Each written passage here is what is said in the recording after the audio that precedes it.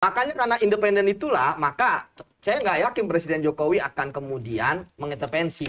Dan contoh paling nyata adalah bagaimana Firly Balelo terhadap Jokowi ketika tes wawasan kebangsaan. Ketika ketika Firly menyingkirkan 75 orang pegawai-pegawai terbaik gitu ya, termasuk saya gitu ya. Ada tuh disingkirkan. Iyalah, oleh Firly gitu kan, masuk Bang Novel Baswedan ya kan. 75 orang disingkirkan ya. Itu kan presiden, saya ingat. Hari pertama hari kerja setelah libur lebaran, presiden pidato. Saya ingat 2 menit pidatonya. 75 orang ini jangan dipecat. Ya, Dia hanya bilang ada videonya, jangan diberhentikan, ya kan? Mereka istilahnya diberikan pelatihan saja gitu. Tetapi Firly nggak mau. Firly malah langsung cepat-cepat mengeluarkan surat perintah pemecatan, Bang. Dan kemudian, ya ini jujur ya, akhirnya kan Presiden ya sudah mengeluarkan perintah, ternyata Firly kemudian, ini baru saya ngomong sekarang nih, demi Bang Dufan, dulu belum pernah nih ada kejadian. Ini penting nih. Eksklusif. Ya, kutip ya kan? Presiden Jokowi ya, begitu udah pidato kan beliau kan tegas gitu ya. Wah, kan nggak mungkin pidato lagi. Firly, lu kurang ajar gitu kan? Nggak mungkin. Ya kan? Ya udah. Tapi akhirnya kita lihat bagaimana kemudian Kapolri pun yang melihat perintah dari Presiden Jokowi tidak diindahkan oleh Firly, yang artinya Firly tentu, nah kalau ini saya sepakat, Firly nggak sendirian, pasti ada backingnya Firly di sini. Ya, itu. Nah kalau itu nanti gitu kan. Nah jadi akhirnya kita yang ini diselamatkan gitu kan, dan ada kutip gitu kan, akhirnya dibawa ke Polri ya, artinya karena mereka tahu bahwa orang-orang ini berintegritas, dan Firly itu kejam loh, dia membuat 57 orang yang diberhentikan ini adalah merah, nggak bisa dibina, Bang. Emang kurang ajar sekali gitu kan. Merah nggak bisa dibina, jadi nggak bisa nyari kerja kemana-mana gitu. Itu sebabnya. Oh, nggak bebas lingkungan gitu dong, kayak zaman dulu ini dong. Nggak lolos litsus ya. Jadi kembali lagi, Bang, bahwa Firly itu nggak dekat dengan Jokowi. Firly itu nggak punya hubungan khusus dengan Jokowi. Kalau ada, Bang, pasti sudah merasakan ketika di KPK gitu kan. Nah, itu yang pertama. Kemudian yang kedua, ya kita melihat ya Firly kan seperti ya sangat berambisi ya.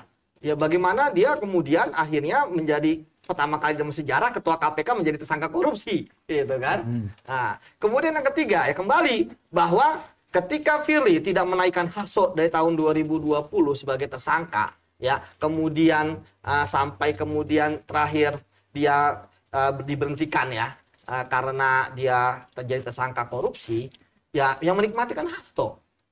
Jadi kenapa sekarang Hasto teriak-teriak ketika dia sudah menikmati 5 tahun sebelumnya? Iya. Baru bicara kriminalisasi sekarang. Baru bicara kriminalisasi sekarang. Karena tadi di persidangan ngomong lagi dia. Panjang lagi orasi, Bang. Nggak masalah, Bang. Jadi Sorry, dia udah orasi. Orasi. Apa ya maksudnya inilah. Jadi gini, memang itu adalah pembelaan orang gitu kan. Wajar aja. Ketika dia kemudian membela diri kan hal-hal yang wajar ya, Bang. Baik itu hukum maupun pidana. Karena kan ya nggak ada orang, sebenarnya nggak ada orang mau siap masuk penjara. Ya kan sebelumnya dia mengatakan siap masuk penjara, tapi ternyata minta penangguhan penahanan. Itu sama juga dengan diminta laknat dari Allah Subhanahu wa taala. Aduh, jangan lagi, Bang. Ini saya kembalikan soal ke intervensi. Tadi Bang Julman dulu tadi kan dulu. Ya gini, Ya. proses Firly menjadi ketua KPK kan saya tahu. Karena saya di Komisi 3. Abang yang pilih ya? Nah, gimana? Semuanya milih Firly, Bang. Itu gimana, Bang? Wah, Abang harus tanggung jawab ini. Nanti dulu.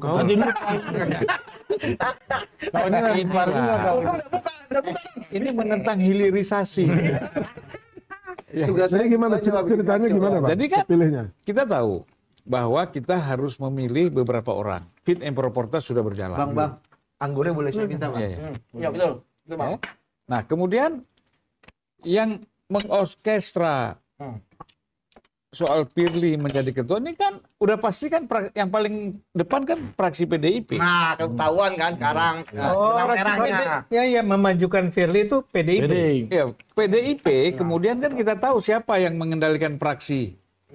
Ya udah pasti sekjen kan. Kalau di organisasi politik kan gitu. Ini belum ada nih. Ya, di atas Belum ada nih, mana-mana. di atas sekjen ya pasti ketua umum. Ya. Iya. Iya kan? Nah, jadi kalau kita lihat di situ bahwa memang Firly ini nggak bakal dengar Jokowi. Betul, cocok, Bang. Nggak mungkin. Dia jalan sendiri. Jadi kemarin Karena bukan jasa Jokowi dia menjadi Ownernya. Iya, bukan jasa Jokowi dia jadi ketua KPK, tapi jasa PDIP. Kemarin Bang, Di sini adalah Hasto. Dalam dunia politik tidak ada putih atau hitam. Yang ada hanyalah abu-abu. Dan juga di dalam dunia politik tidak ada kawan sejati atau musuh abadi. Yang ada hanyalah kepentingan abadi. Dan juga yang nampak di permukaan atau di media belum tentu itu yang terjadi sebenarnya. Banyak sekali para politikus yang membuat propaganda dan manajemen konflik seolah-olah itu yang terjadi. Seolah-olah A yang terjadi padahal B sebetulnya yang terjadi. Informasi tadi yang disampaikan oleh mantan penyidik KPK merupakan informasi yang sangat langka dan tentunya sangat-sangat berharga. Kalau teman-teman mau melihat videonya secara lengkap, silahkan kunjungi YouTube Pak Julpan Lindan. Dengan adanya informasi tersebut tentu menjadi pembelajaran untuk publik bahwasanya kita sebagai masyarakat yang notabene hanya melihat drama-drama politik atau panggung sandiwara para politikus, tentunya hanya bisa menikmati dan melihat saja. Namun dengan adanya informasi ini tentunya memberikan pelajaran untuk saya pribadi dan khususnya untuk semua orang bahwa kita hendaknya tidak menelan mentah-mentah apa yang disampaikan oleh para politikus di media maupun dimanapun itu, di media massa, media online, media televisi dan seterusnya, bahwa apa yang mereka sampaikan hendaknya kita sebagai masyarakat mencerna sebagai titik tengahnya saja. Kita berada di pada posisi tengah-tengah saja, artinya 50-50, 50% percaya, 50% tidak. Karena sejatinya memang kebanyakan yang disampaikan oleh mereka itu sebuah propaganda saja, sebuah propaganda untuk menarik empati, untuk meningkatkan elektabilitas, popularitas dan seterusnya. Dan juga hari ini kita menyaksikan drama-drama politik yang luar biasa seru gitu. Salah satunya yang disampaikan oleh Sekjen PDIP yaitu Pak Hasto. Dia memberikan sebuah retorika di media setelah persidangan bahwa katanya dia itu sebagai korban politik saja, sebagai kriminalisasi politik dan seterusnya. Namun yang terjadi bisa kita lihat kalau sebuah kriminalisasi tentunya KPK tidak akan memiliki bukti yang sangat konkret. Namun bisa kita lihat bahwa bukti-bukti yang ada di KPK sangat-sangat bagus, sangat konkret. Akhirnya satu persatu puzzle konspirasi politik mulai terbongkar, mulai terbuka, dan saya meyakini tentu saja banyak sekali konspirasi politik yang di belakang layar sana yang belum terbongkar. Semoga ke depan akan terbongkar lagi satu persatu begitu ya. Dan juga bagi teman-teman nih yang sudah otaknya sudah teracuni ini oleh omongan para politisi, oleh propaganda media dan seterusnya, ayolah mulai terbuka gitu. Ngapain berdebat tidak ada urgensinya terkait dengan anak Abah, Ternak Mulyono dan seterusnya gitu. Artinya kan ternyata memang belum tentu yang kita terima informasi ini benar, belum tentu sesuai dengan yang terjadi atau realitanya yang terjadi gitu.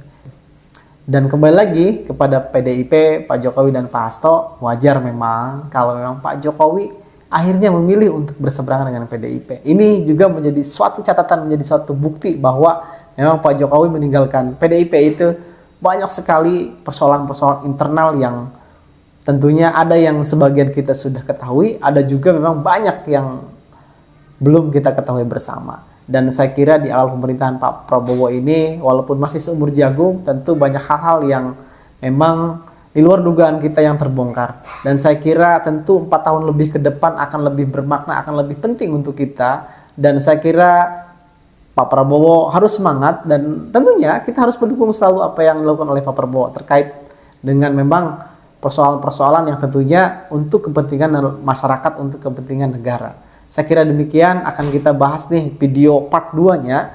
Ini juga tidak kalah menarik karena terkait dengan konspirasi juga. Saya kira untuk video part 1 ini semoga bermanfaat. Assalamualaikum warahmatullahi wabarakatuh.